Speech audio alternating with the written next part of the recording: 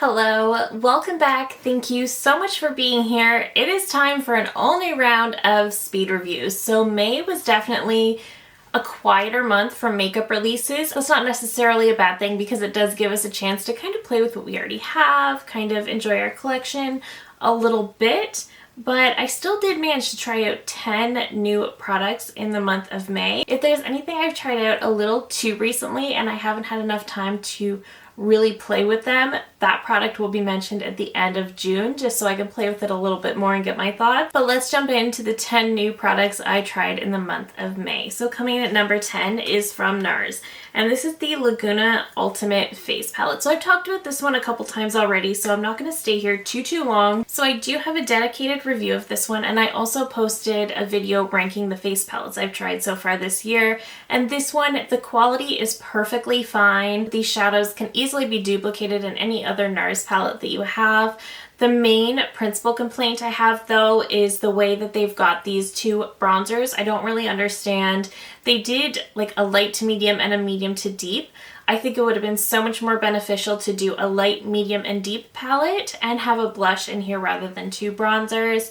I think that would have covered a much larger range of skin tones. I think it would have appealed a lot more to audiences. Most people, when they buy a face palette, don't really care to have two bronzers in a palette. So I think that really kind of took me out of this one a little bit. If I had a blush in here, I would leave this on my vanity and I would reach for it quite regularly because it would have everything I want. Because if a palette has blush, bronzer, highlight, even just blush and bronzer, and some eyeshadows, I am much more likely to reach for it. But because this is missing blush, I don't really find it as all-encompassing and I'm not as excited to reach for it. So again, the formula is great, but I was just kind of disappointed, mostly with having two bronzers. I wish they would have done 3 palettes instead of 2 and thrown in a blush. I think that would have been a much better option. So coming in at number 9 is actually a shade extension, and this is from Pat McGrath, and she released a shade extension to her blush balm sticks. I purchased all 4 shades and I tried them all on. I will try to remember to leave that video linked down below if you'd like to see it. So of the 4 shades, she released Divine Rose Glow and Alluring Nude. Both of these are more neutral, everyday shades. Then we also have Electric Bloom Glow and Luscious Lotus. So these are supposed to be the brighter shades of the two. One of these looks to be an orange, one looks to be a fuchsia. These look very beautiful, very bright, vibrant, exciting. When blended out on my skin, they almost kind of look similar, which is kind of disappointing, and you lose a lot of that pigment. So if you're looking for a very bold, punchy orange blush, I would probably definitely skip this. And if you're looking for a fuchsia blush, I would probably skip this too. I just don't think they're worth it. The shade extension is very pretty. This blush stick formula isn't my favorite. I like that it's not overly pigmented. I like that it's very blendable. And I like that it's just a very easy to use blush stick. I was just kind of disappointed because when I was initially getting these, I was naturally attracted to the more nude shades. Whereas when I was going for these brighter shades, I was kind of excited because I thought these are shades that I do not have and could be fun to have and play with. But they just kind of end up being like any other blush in my collection. So I was a little disappointed with that. But coming in at number 8 is from Natasha Denona. So this is her High Glam Powder Foundation. So as a very dry skin girl, I'm not somebody who wears a lot of powder foundation. I picked up the shade N2, and for me, this pulls a little bit yellow, so I was disappointed in that. I do have the shade N1 in the concealer, and it's perfect, so I was kind of a little surprised to see the powder is a little bit more yellow. Aside from the shade, this is a really comfortable powder on the skin. It does have a tendency to look a little bit dry, but not nearly as dry as other foundations tend to look on my skin. This is still a really nice powder. It doesn't feel too heavy. It doesn't feel too drying. But again, it's also not going to feel super hydrating on my dry skin either. So I like this. It's not 100% perfect, and I mostly just think it's really expensive for what it is. So again, I like this just fine. I think this would be better for more normal to oily skin types as opposed to dry skin, but I think dry skin can definitely work with this foundation.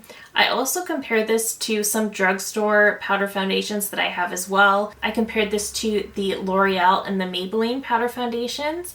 The L'Oreal foundation I find way too dry and way too heavy. This to me mostly compared to the Maybelline Hybrid Powder Foundation, which I really, really love because that one gives incredible coverage and it's not too drying. This has good coverage, but the Maybelline is better. I just can't rank this too high when I have a drugstore powder foundation that I actually like more. And I have dry skin, so it's very, very picky. So if it's choosing the Maybelline over this, I can't rank this one too high. It's not bad, and it's better than I expected from a powder foundation.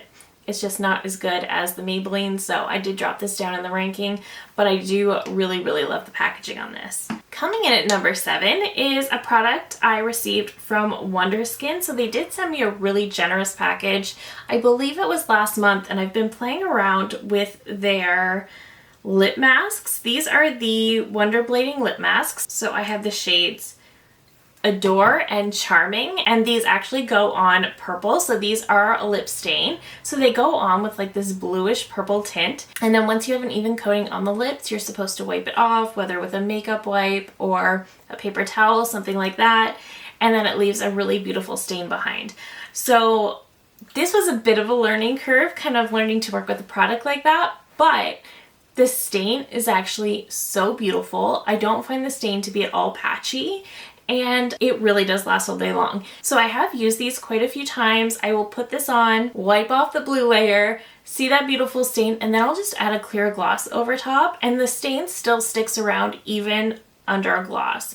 So I think these are actually really, really great products. They almost look a little bit gimmicky with the whole having to wipe off the blue kind of situation, but they're actually really, really good. I think I do have a couple more shades that I haven't tried out yet, but I definitely will be because I like these. My favorite shade is the shade Adore, just because it's a more neutral, everyday shade, whereas Charming is definitely on the brighter side, but I think these are so, so nice. Coming in at number 6 is from Makeup by Mario, and this is his Soft Sculpt Bronzing and Shaping Serum. I have the shade Fair. So I like this. I recently posted a video testing this one against the new Say Liquid Bronzer, and I like this quite a bit. So this is supposed to be a very natural, very soft type of sculpt. So it's supposed to kind of be like a barely there type product. So if you're looking for a very sculpted look, I would definitely skip out on this.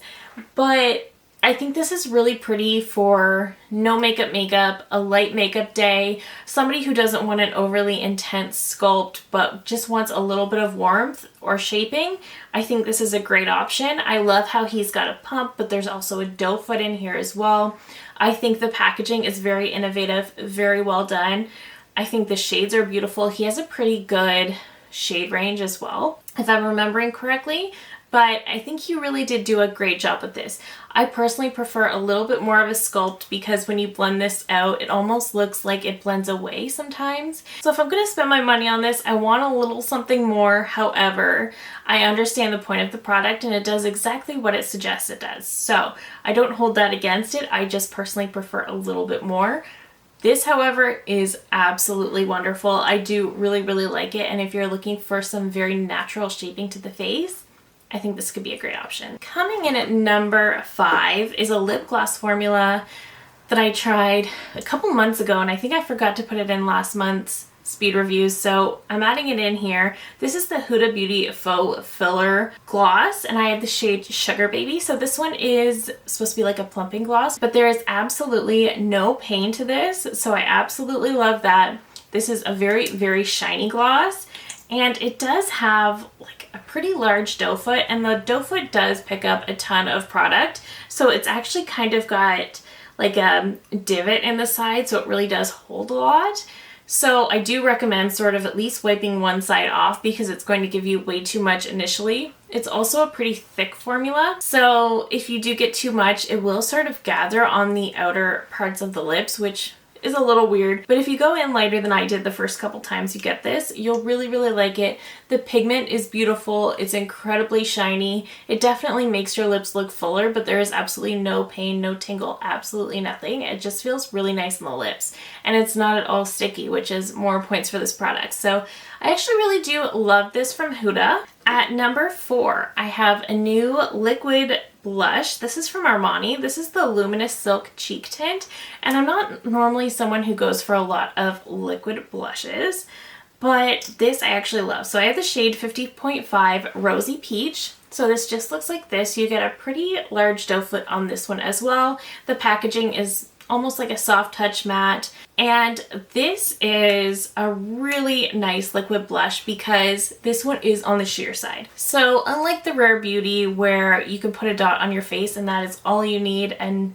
more, this one is just really, really easy to work with. It starts off pretty sheer, but it's definitely buildable as well. It can look very natural, but again, you can build it up and get a really beautiful color payoff. This also wears all day long. It just looks absolutely stunning on the skin. It does have a glow to it, but it mostly mimics what is underneath the blush. So if you have a glowy foundation, this is going to end up looking glowy. But I do think this is such a beautiful liquid blush. I like this formula more than the Rare Beauty just because I don't like something that is so overly pigmented. However, I'm still working on a comparison with the e.l.f. liquid blushes to kind of gather my thoughts on that, because the e.l.f. isn't quite as intensely pigmented as the Rare Beauty, but I do think it's more pigmented than the Armani. So I'm still getting my thoughts and comparing those two, but I really do like these for Armani. Coming at number 3 is from Saie, and I did mention this not too long ago. This is their new Dew Bronze. I actually really, really love this. Again, I'm not a huge liquid bronzer wearer, but something about this one called to me, and then same with the Makeup by Mario. So this does have a larger doe foot on it. This one is definitely more pigmented. It's going to give you more of a sculpt and bronze than the Mario. That being said, it is still very sheer. So I have the shade Sand, which is the lightest one. This blends out like an absolute dream.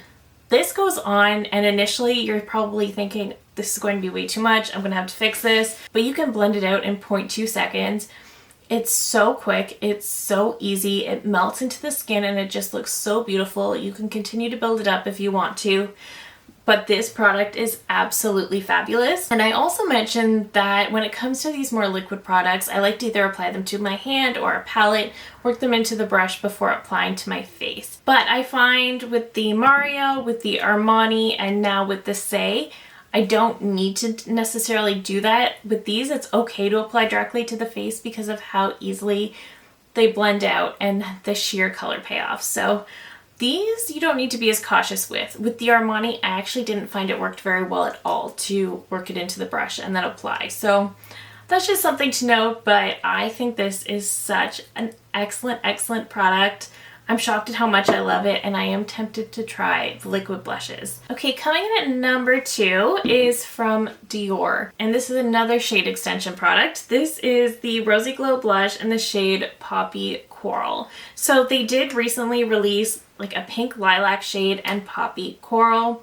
This I love too. First of all, this is definitely scented. I don't think I noticed that the last 2 Rosy Glow blushes were scented. Maybe they were and I just forget. This is definitely scented because this is the second time today I'm smelling it. It's definitely got a bit of a floral scent to it. This shade though is so beautiful. It is definitely going to give you a pop. It's definitely going to give you a bright cheek for the summer. You can go with a light hand and give just a really light wash of color to the cheeks, or you can build it up to get a really beautiful pop for spring. I think this shade is so pretty. This is like all the beautiful peachy blushes that I love with a coral shift. I just think it's so beautiful. So I love the way that these sort of apply to the cheeks and then they sort of melt in and sit on the skin and look more like a cream blush than a powder blush. Just in the way they sort of melt into everything. These are so, so beautiful.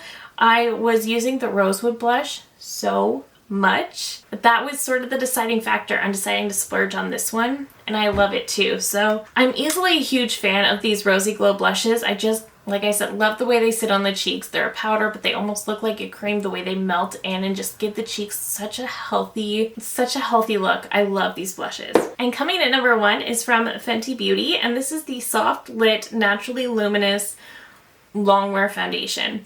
So I have mine in the shade 120. The shade match is nearly perfect for me. I absolutely have been loving this foundation. This definitely gives a glow. For comparison, I would say the glow is more than the NARS Light Reflecting Foundation that I love so much, but less than the Makeup Forever Hydra Glow. So it's not going to give your skin a glassy glow, but it is going to look glowy. I love this. This just feels really nice on the skin. It feels hydrating. It blends beautifully. It gives such a beautiful medium coverage. It just looks so wonderful on the skin. I think this is a stunning foundation. I've been really loving it. I've been using it a ton. This past month, I've been reaching for it very regularly, actually. This has been my go-to foundation. It did leak on me yesterday though, so now I'm concerned about the packaging, if there's some sort of glitch with that. I don't know. I will try to let you know if I remember, but there's definitely a leak going on, which I don't love. But the product itself is so good. It's definitely up there with one of my favorite foundations. It has not surpassed the NARS Light Reflecting, but the way it wears all day, the coverage, the hydration, the soft glow, I just love it all. It's also just very, very easy to blend, and it just looks so beautiful on my skin. So I've been absolutely loving this foundation. But that is it. So we didn't try a ton of products in May, but the ones we did try were very, very good. So I'm really loving that. I'm excited to see what's coming out for the month of June. I know we have a new Natasha Denona release coming, which is very exciting. But that is it for me today. Let me know down below, what is your favorite product that you tried out in the month of May? Did you try anything new, or did you just use this time when makeup's a little bit quieter to enjoy what you have? Let me know that too. I just love hearing from you guys so, so much. If you're new here, I hope you'll consider subscribing before you go. I do upload new videos every single week. Thank you again so very much for watching, and I will see you in my next one. Bye!